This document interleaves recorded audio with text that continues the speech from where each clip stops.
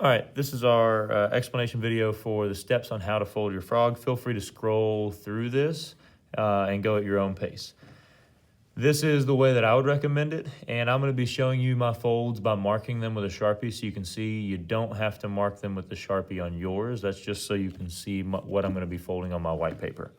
So for starters, I want to make sure that the height of this is half of its length. So an example, this is 3 inches and this is 6. It doesn't matter what size you use as long as it is a 2-to-1 ratio, meaning the length is double the height. So then to make sure I did that right, to check that, I'm going to start by folding it in half.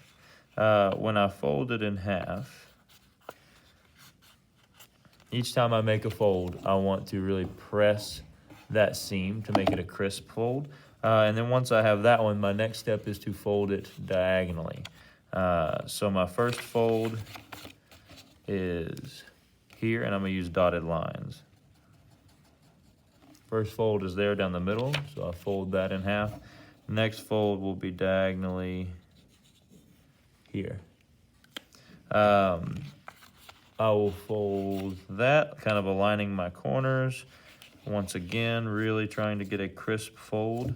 This is where you can check if your piece is well cut or aligned, if there's a little overlap or a little extra paper, because these are probably cut by me or by hand, so they may not be perfect. This is where you can come in and trim a little of that excess off if you don't need it.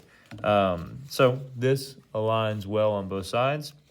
So next thing I want to do is take that triangle and fold it in half. So I'll take that. Doesn't really matter how you orient it, but if the big side is on the bottom, it'll be right down the middle. So I'm going to go ahead and fold that.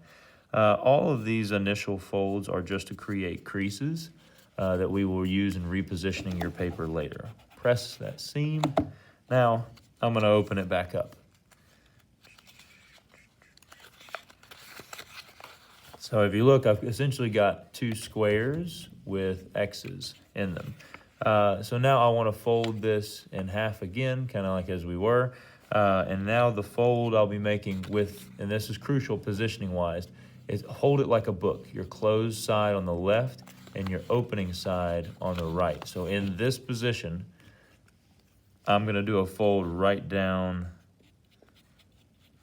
the middle, right there. So I'm just going to take it and fold it along that line. Once I have that lined up, always check that my corners are how I want them. Press it and then rub out that edge. Okay, that's all of my initial folds. Most of the process will be repositioning my paper. So when I open it back up, you should see the following lines. These are just folds that I already have. So it's kind of like an X with a line vertically going straight up the middle.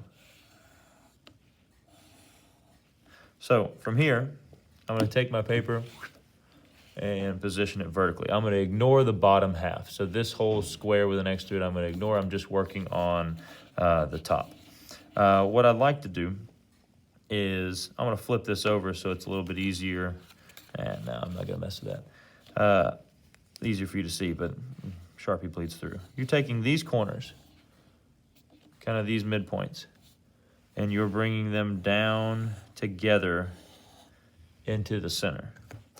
So what that would look like is I'm going to take these and turn them in and bring them together. So to show you that from the side,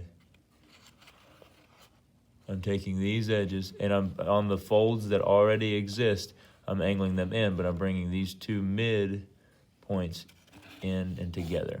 Once I'm here, then I'll come from the top and squash this down flat. So essentially you're turning it into a house. But this fold is like an accordion fold coming in. So I've taken this, I brought those edges in, dropped that down, get to here. Flip it and repeat. So if you need to see it again, you can go back and replay that part or just watch this. And if your folds are off just a touch, You know, if you see that something doesn't align, it's not the end of the world. Your frog will still hop. You just got to have the main folds down. So now that I've got it how I want it positioned, it should look kind of somewhat like a diamond. And now I'm ready to go into my next section.